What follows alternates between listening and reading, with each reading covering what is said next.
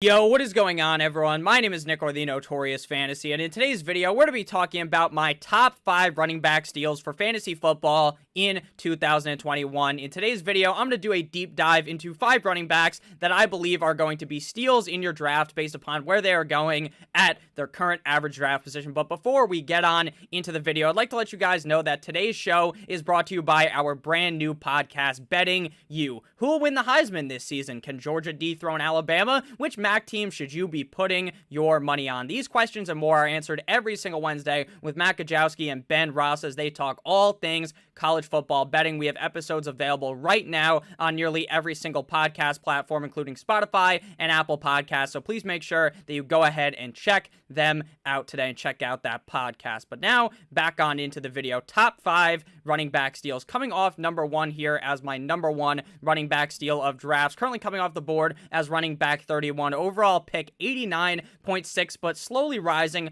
up 3.42 spots on the week. Rookie running back out of UNC, Michael Carter, now running back of the New York Football Jets. Now, the Michael Carter hype train is starting to get very, very big as all of these reports out of camp keep coming out in positive fashion for Michael Carter. Last week, the report was that rookie running back Michael Carter started Jets training camp on the first team offense. He's a rookie, and he's on the first team, going ahead of the other running backs on the team who have been in the National Football League for a while, including Tevin Coleman, who many thought would end up being the starter by the start of the season, and then eventually would claw the starting spot away from him, but it appears maybe that Michael Carter is going to be the guy day one. The Athletics' Connor Hughes a few days ago notes that rookie running back Michael Carter is a step above the other 3 running backs.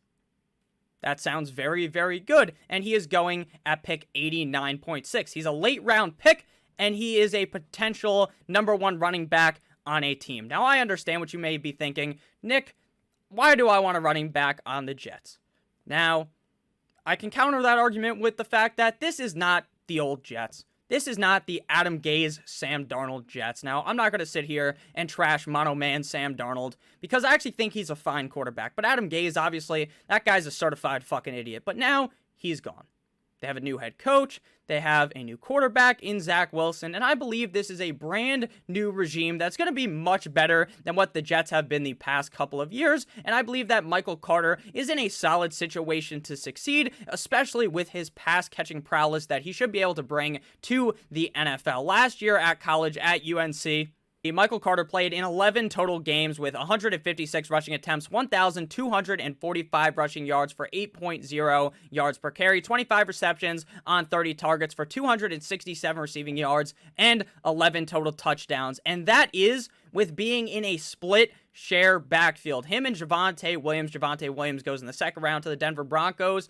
Split this backfield, which sucks obviously when you're looking at his stats, because if you flip on the game tape, if you watch Michael Carter, this guy is beating down these defenses, but he's just not going to be the lead back there in UNC because they want to use Javonte Williams as well. Why wouldn't you use Javonte Williams if he's as good as he is, and why wouldn't you use Michael Carter if he's as good as he is? To compare it kind of to an NFL scenario, now obviously these guys aren't necessarily the exact same players, but it's kind of like Nick Chubb and Kareem Hunt, how the Browns have to use both of those guys at UNC. They had to use Michael Carter as well as Javonte Williams. So his stats don't even necessarily tell the tale of what kind of a player Michael Carter really is. Michael Carter, to me, was one of the better running backs coming into the 2021 NFL drafts, and he fell, or the NFL draft, not the NFL drafts, and he fell to a perfect spot for you to be able to draft him in your drafts right now at pick number 89.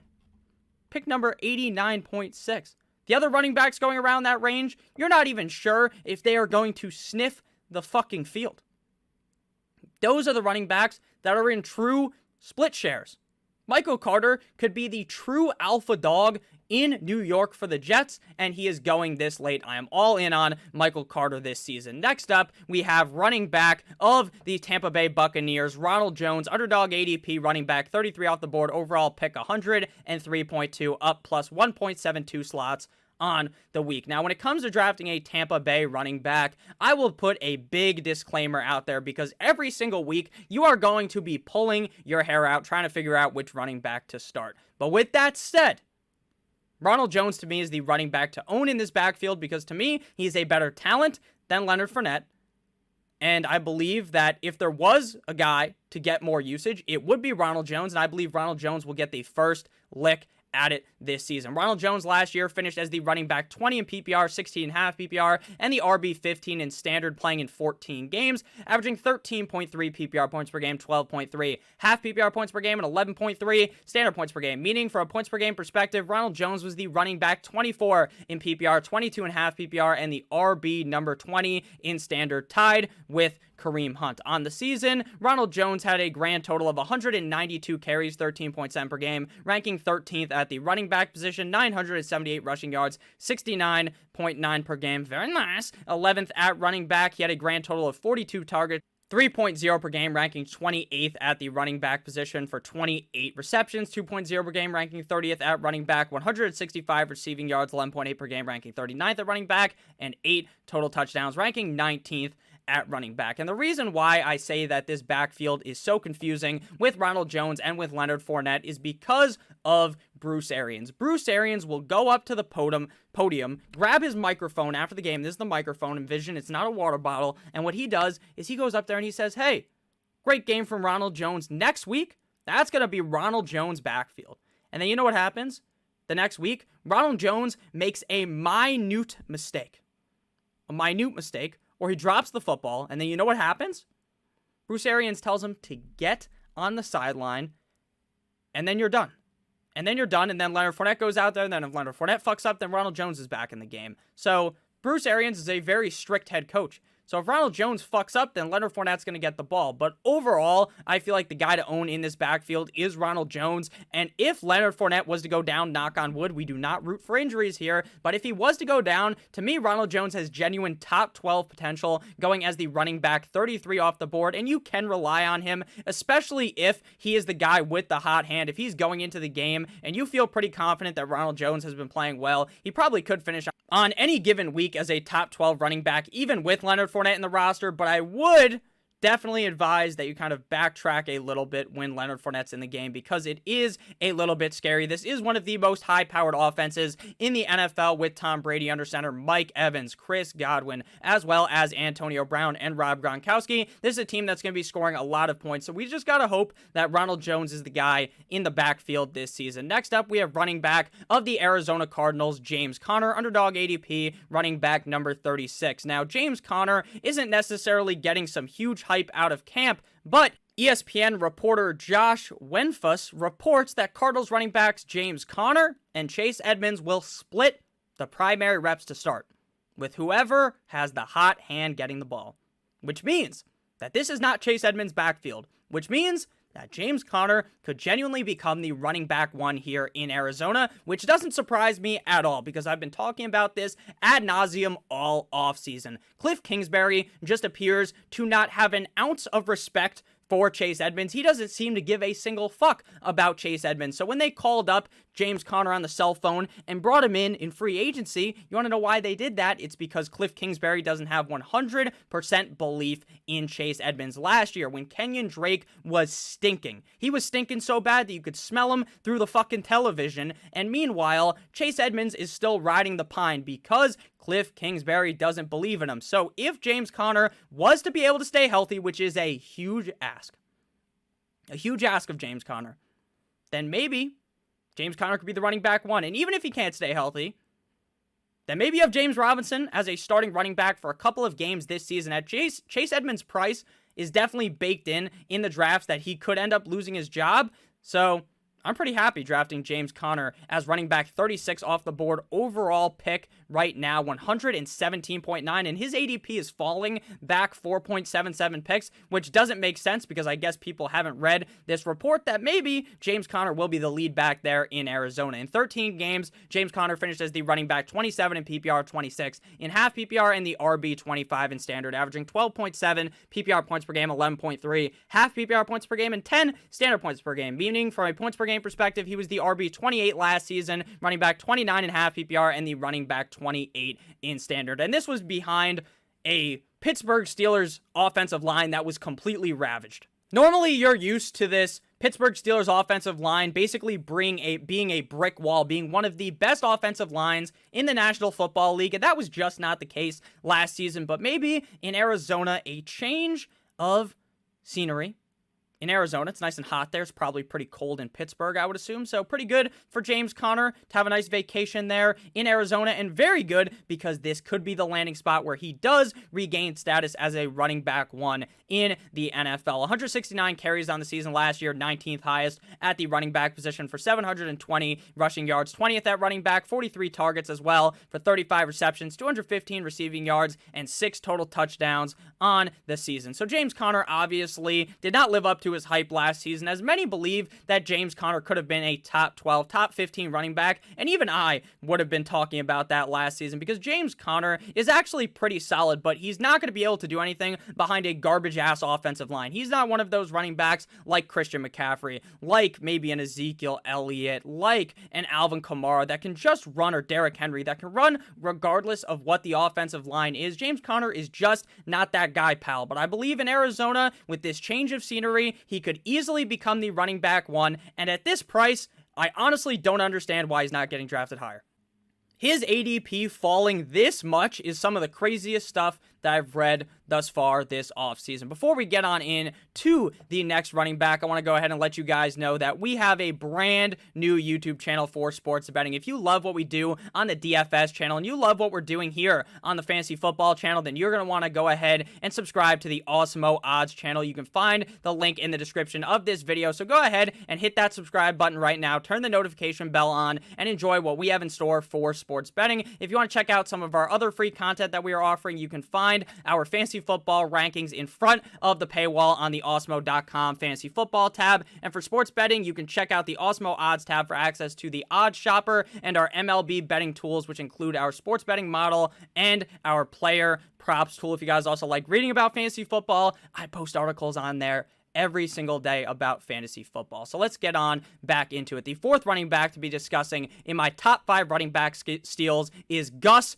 Bus Edwards, running back of the Baltimore Ravens. Current ADP 126.8 overall, running back 40 off the board. Gus Edwards is on one of the most run-heavy offenses in the NFL. But Nick, Lamar Jackson is one of the reasons why they're the most run-heavy team in the NFL. I know he is.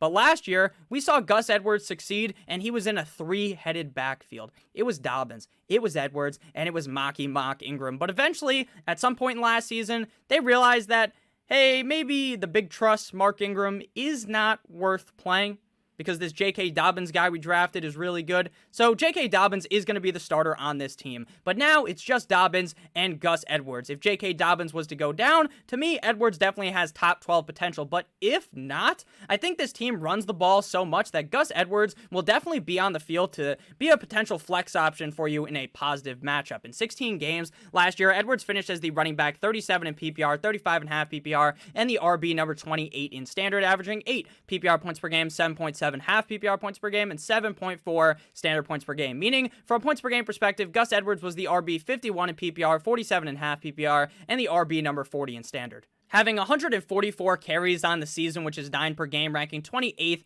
at the running back position for 724 rushing yards, 19th highest at the running back position, 14 targets for 9 receptions, 129 receiving yards, and 6 total touchdowns on the season, ranking 25th at the running back position. Now, I understand everyone is really talking up J.K. Dobbins, and I believe strongly in J.K. Dobbins as well. But what I believe in most about the Baltimore Ravens, why I like J.K. Dobbins so much, is because this is a team that is going to run the football. They're going to run it early in the game. They're going to run it late in the game. They're going to run it in the middle of the game. All phases of the game, this team is going to try to jam the ball down the defense's throat. And as long as Gus Edwards is on the field, as much as I believe he could be, then he comes at an extreme value here. Very late in drafts coming off the board as running back number 40. And like I said, if J.K. Dobbins was to go down, the value for Gus Edwards is immense. Final running back to be discussing today is Jamaal, with 2 A's, Williams, running back of the Detroit Lions, underdog ADP 44.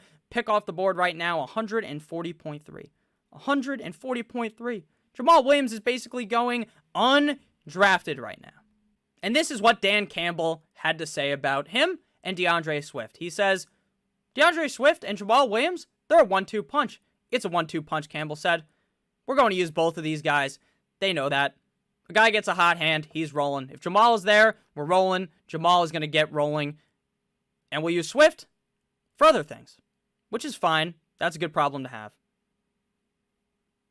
Now, if you guys are listening on the podcast, I kind of just made some movement with my face, meaning that, hey, when a coach says something, the head coach of the team, Dan Campbell, the new head coach of the team, when he says something like this, you should probably listen. You should probably listen to the fact that Jamaal Williams is going to be getting a lot of use on this team, and if DeAndre Swift slips up, DeAndre Swift could technically lose the job in the middle of the game.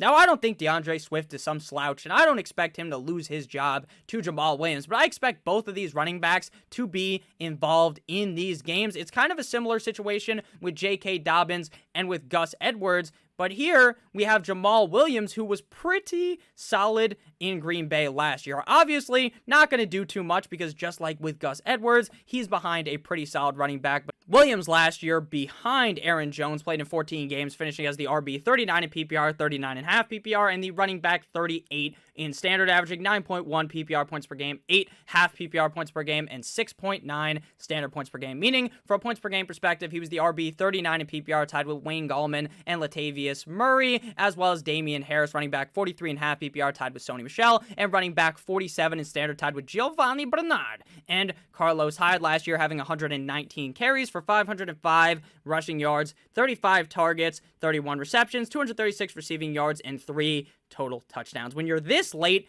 in the draft, you are chasing opportunity. You are chasing a running back that could be touching the field, and you're chasing running backs at this spot that, if their starting running back was to go down, that they would have immense value. And I believe we have both of those situations here. So typically, when you have a running back in the first situation I was talking about, where they have value even if the other running back doesn't go down on their team, they go a lot higher in the draft. Like Gus Edwards.